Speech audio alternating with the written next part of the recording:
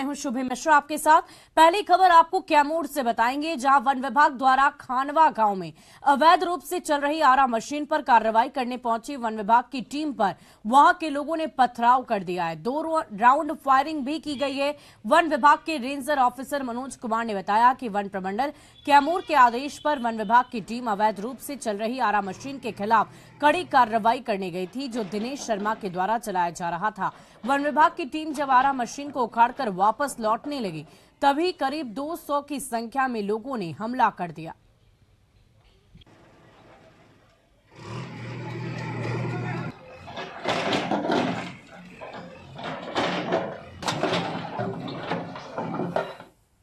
मुजफ्फरपुर के बरुराज में 2 पक्षों के बीच जमकर मारपीट और रोड़ेबाजी की गई। आपसी विवाद में हुई मारपीट में एक ही परिवार के 3 लोग गंभीर रूप से जख्मी हो गए। मारपीट के दौरान हुए पथराव की घटना सीसीटीवी कैमरे में कैद हो गई है, जो अब तक सोशल मीडिया पर वायरल हो रहा है। वीडियो में देखा जा सकता है कि 5 में से 6 की संख्या में आए लोग दरवाजे पर धक्का मुक्की करने लगे और देखते ही देखते पथराव शुरू कर दिया। मारपीट की वजह रास्ते को लेकर चला रहा विवाद बताया जा रहा है।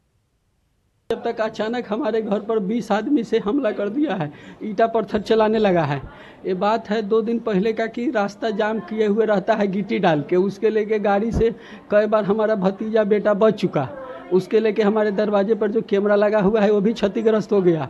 उसको बोले कि आप रास्ता जाम मत कीजिए, रास्ता है, सब आदमी के आने जाने का सुविधा है, आप गिट्टी हटा लीजिए। इतना ही बात रास्ता खाली करने के लिए बोले, इतना ही पर कल हमारे माँ को परसों हाथ तोड़ दिया। उसको हम कल जाके इलाज करवाए मुजफ्फरपुर, तो सोचे कि 10 लोग बैठ के अपना समझेगा। वही बीच में आज इतना न बुरा तरीका से हमला कर दिया कि पूरे परिवार को सत्यानाश करके रख दिया। और मुजफ्फरपुर में बदमाशों ने अपराधियों ने सदर थाना क्षेत्र के गोबर सही में सिकंदराबाद में तैनात सीआरपीएफ कमांडेंट के घर में घुसकर लूटपाट की घटना को अंजाम दिया है। बदमाशों ने बुजुर्ग महिला को रस्सी से बांधकर लूटपाट की। सीआरपीएफ कमांडेंट शशांक शेखर के बुजुर्ग माता पिता गोबर सही में अपने आवास में रहते हैं। बताया जा रहा है कि जब शशांक के पिता बाजार चले गए, तभी 3 बदमाश घर में घुसकर बुजुर्ग महिला को रस्सी से बांध दिया। इसी बीच बगल के घर में काम कर रहे मजदूरों को इस घर की एक्टिविटी देखकर शक हुआ, तो लोग वहां पर दौड़े, जिसके बाद बदमाश महिला का मोबाइल और पर्स लेकर भागने लगा। इस दौरान उसकी पिस्टल गिर गई, जिससे बदमाशों ने एक बार फायरिंग भी की। और हाजीपुर से आपको बड़ी खबर बताएं, प्रॉपर्टी डीलर को गोली मारी गई है। बाइक सवार अपराधियों ने गोली मारी। नवल किशोर राय को गोली मारी गई है। पीठ में उन्हें 2 गोली लगी है। इलाज के लिए उन्हें पटना रेफर कर दिया गया। सदर थाना इलाके की ये पूरी घटना बताई जा रही है। हाजीपुर से बड़ी जानकारी आपको दे रही, गोलीबारी की घटना को अंजाम दिया गया है। तस्वीरें देखिए। फिलहाल पीड़ित को तुरंत अस्पताल में रेफर किया गया ताकि बेहतर इलाज उसका हो सके। हाजीपुर से बड़ी खबर आपको बताने, प्रॉपर्टी डीलर को गोली मारी गई।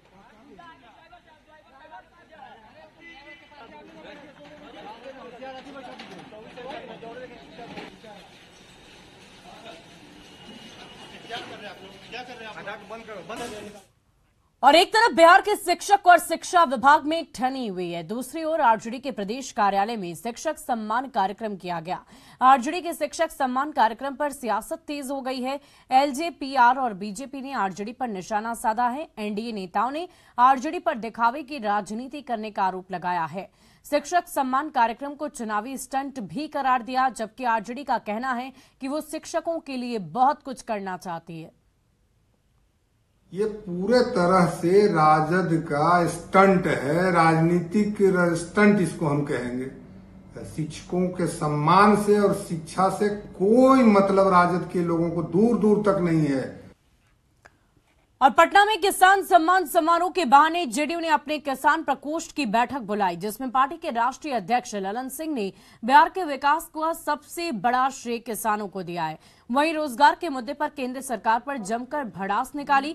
ललन सिंह ने कहा कि बीजेपी ने 2014 में हर साल 2 करोड़ नौकरी का वादा किया था, लेकिन एक भी रोजगार नहीं मिला। ललन सिंह ने एक बार फिर कहा है कि बिहार को अगर विशेष राज्य का दर्जा मिल जाता तो बिहार बहुत आगे निकल जाता।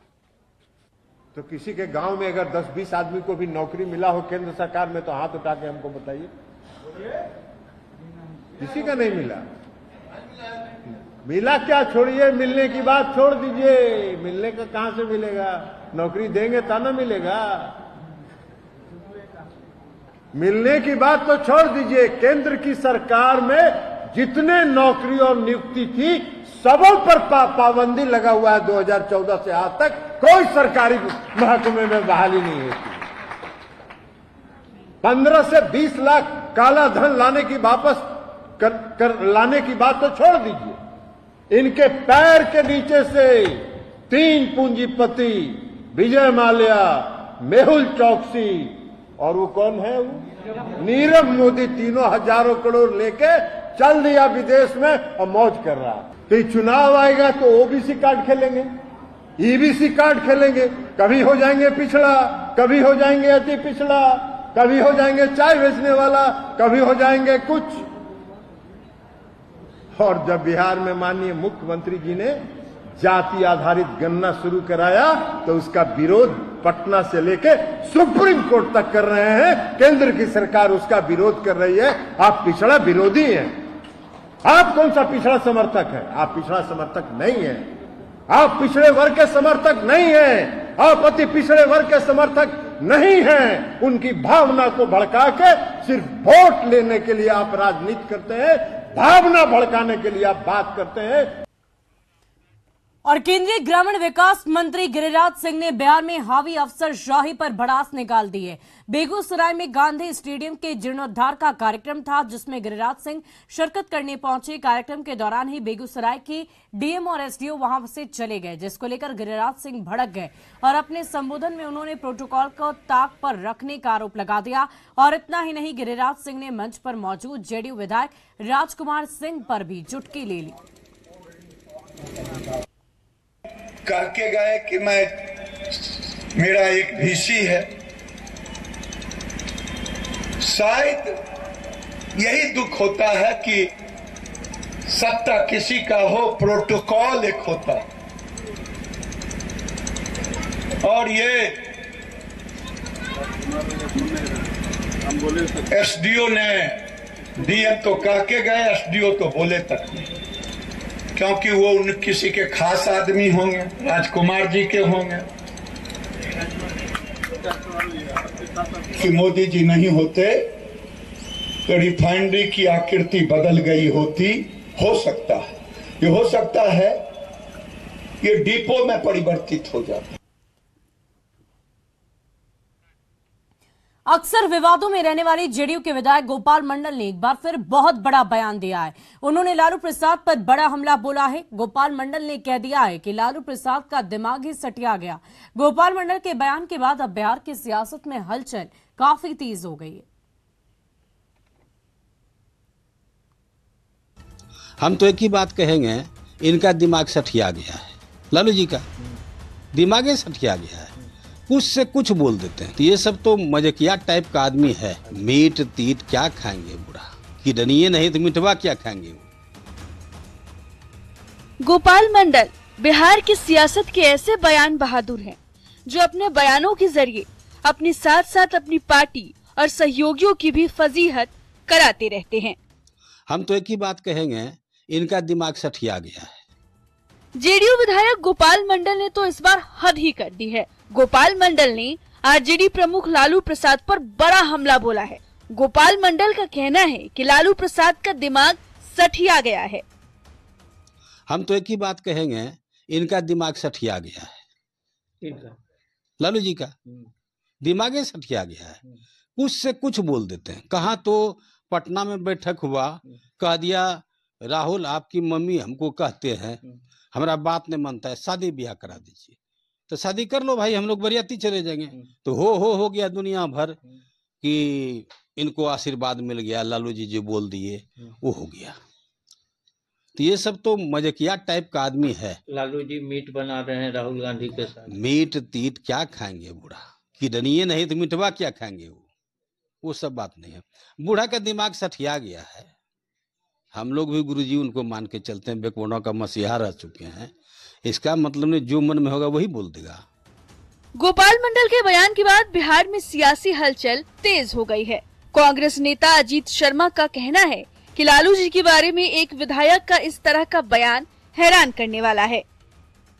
आप आदरणीय लालू प्रसाद यादव जी के बारे में इस तरह का बयान एक विधायक दें, यह बिल्कुल शोभा नहीं देता। गोपाल मंडल के बयान से बीजेपी को बैठे बिठाए लालू प्रसाद और नीतीश कुमार पर निशाना साधने का मौका मिल गया है। लालू जी और राहुल गांधी मिल करके नीतीश जी को किनारा करने में लगे हुए हैं, इसलिए गोपाल मंडल जी का सीना फट रहा है। जबकि आरजेडी जेडीयू के नेता गोपाल मंडल के बयान को गंभीरता से नहीं लेने की बात कहकर पल्ला झाड़ रहे हैं। इस तरह के लोग क्या बोलते हैं उसको उनकी पार्टी में भी लोग गंभीरता से नहीं लेते हैं। किसी भी व्यक्ति के द्वारा आदरणीय लालू जी के ऊपर टिप्पणी करना कोई मायने नहीं रखता। लालू जी हम सबों के आदरणीय सम्मानीय नेता हैं। बिहार में आरजेडी जेडीयू की सरकार चल रही है, बावजूद इसके जेडीयू के विधायक ने आरजेडी के सबसे बड़े नेता पर हमला बोल दिया। क्या माना जाए कि जिस ढंग से आरजेडी विधायक सुधाकर सिंह और आरजेडी एमएलसी सुनील सिंह नीतीश कुमार पर हमला बोलते रहे हैं, ये उसका जवाब है। न्यूज़ 18 के लिए भागलपुर से आशीष के साथ रजनीश और आनंद अमृतराज की रिपोर्ट। उदयनिधि स्टालिन के बयान पर गृहमंत्री अमित शाह आईएनडीआईए गठबंधन पर निशाना साधा है। अमित शाह ने कह दिया है कि इस देश की संस्कृति और सनातन धर्म का अपमान किया जा रहा है। ये लोग वोट बैंक और तुष्टीकरण की राजनीति के लिए सनातन धर्म को समाप्त करने की बात कर रहे हैं। वोट बैंक की और तुष्टीकरण की राजनीति करने के लिए सनातन धर्म को समाप्त करने की बात की है। हमारी संस्कृति, हमारे इतिहास और सनातन धर्म का अपमान किया है। सनातन धर्म पर तमिलनाडु के मुख्यमंत्री एमके स्टालिन के बेटे उदयनिधि स्टालिन के विवादित बयान को लेकर केंद्रीय गृह मंत्री अमित शाह ने आईएनडीआईए गठबंधन पर निशाना साधा है। राजस्थान में रैली को संबोधित करते हुए अमित शाह ने कहा कि आईएनडीआईए गठबंधन के नेता तुष्टीकरण और वोट बैंक की राजनीति के लिए सनातन धर्म का अपमान कर रहे हैं। इंडिया अलायंस के दो प्रमुख दल डीएमके और कांग्रेस पार्टी, इनके बड़े नेता, एक वित्त मंत्री का बेटा और एक मुख्यमंत्री का बेटा, वो कह रहे हैं सनातन धर्म को समाप्त कर देना चाहिए। अमित शाह का कहना है कि 2 दिनों के अंदर आईएनडीआईए गठबंधन के 2 नेताओं ने 2 दिनों में 2 बार सनातन धर्म का अपमान किया। राहुल गांधी ने पहले हिंदू संगठन की तुलना लश्कर तैयबा से की और अब तमिलनाडु के मुख्यमंत्री स्टालिन के बेटे सनातन धर्म को खत्म करने की बात कर रहे हैं। वोट बैंक की और तुष्टीकरण की राजनीति करने के लिए सनातन धर्म को समाप्त करने की बात की है। हमारी संस्कृति, हमारे इतिहास और सनातन धर्म का अपमान किया है। स्टालिन के बयान पर अमित शाह की तरफ से आईएनडीआईए गठबंधन पर किए गए हमले के बाद बिहार में सियासत गर्मा गई है। आरजेडी प्रवक्ता मृत्युंजय तिवारी ने बीजेपी नेताओं को नकली सनातनी बताया है। ये सनातन धर्म पर क्या ज्ञान देंगे? जो बातें उन्होंने कही है इसका संदर्भ कुछ और है, लेकिन भारतीय जनता पार्टी तो अब सीधे उछल कर सनातन धर्म पर ज्ञान दे रही है। सनातन धर्म सिखाता है सभी धर्मों का सम्मान करना, और सभी धर्मों का सम्मान हम लोग करते हैं। लेकिन अब बीजेपी केंद्रीय गृह मंत्री आदरणीय अमित शाह जी सनातन पर ज्ञान दे रहे हैं। जबकि कांग्रेस प्रवक्ता असित नाथ तिवारी का कहना है कि सांप्रदायिक राजनीति होगी तो ऐसा ही होगा। देखिए, सांप्रदायिक राजनीति जब आगे बढ़ेगी तो ये सब होगा ही। एक शॉर्टकट राजनेताओं ने अपना लिया है कि एक धर्म को गाली दे दो, दूसरे धर्म वाले आपको वोट कर देंगे। तो ये राजनीति जब आगे बढ़ेगी तब तो सारे धर्मों को एक दिन गाली सुननी होगी ना, हर धर्म को गाली सुननी होगी। इसीलिए तो हम शुरू से कह रहे हैं कि इस तरह की राजनीति को जनता खारिज करे, नकारिए। भले ही कांग्रेस और आईएनडीआईए गठबंधन के नेताओं ने उदयनिधि स्टालिन के बयान से किनारा कर लिया हो, लेकिन इस मुद्दे पर देश की राजनीति के और ज्यादा गरमाने की संभावना है। न्यूज़ 18 के लिए पटना से रजनीश के साथ ब्यूरो रिपोर्ट।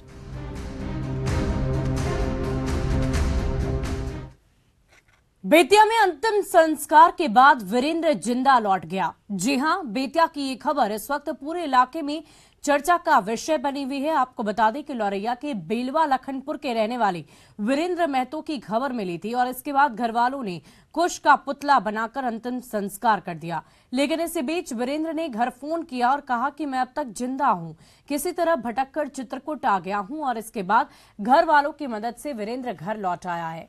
बड़ी बात तो ये है कि एक बार फिर वीरेंद्र को अपनी पत्नी के साथ 7 फेरे लेने पड़ेंगे, क्योंकि मौत की खबर के बाद वीरेंद्र की पत्नी की मांग से सिंदूर हटा दिया गया था।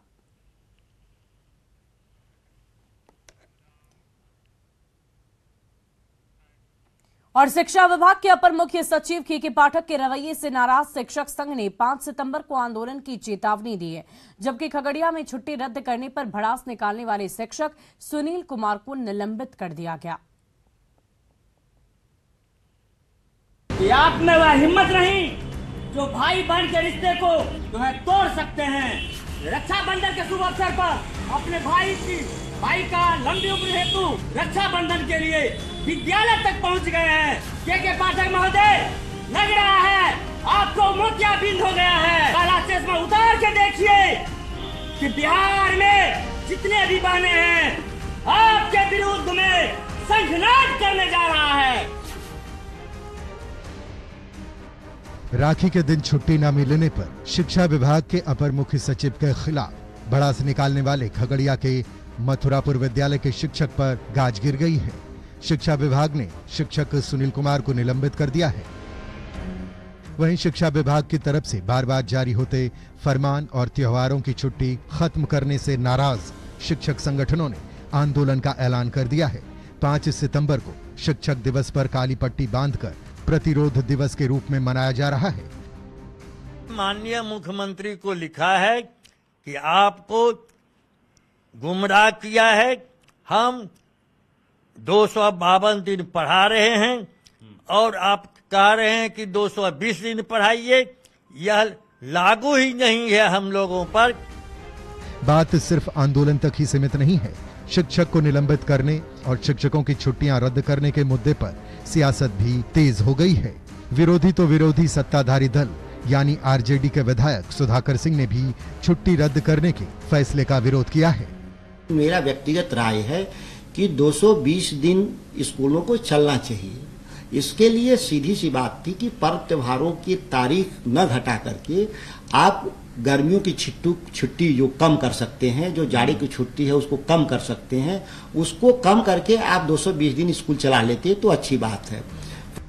के पाठक के शिक्षा विभाग में आने के बाद शिक्षा व्यवस्था कितनी सुधरी है ये तो बात की बात है, लेकिन उनके आने के बाद से शिक्षा विभाग लगातार विवादों के घेरे में है। के पाठक महोदय, लग रहा है न्यूज 18 के लिए पटना से रजनीश कुमार के साथ दिल्ली से अमितेश की रिपोर्ट। जितने भी बहने हैं आपके विरुद्ध में संघनाद करने जा रहा है।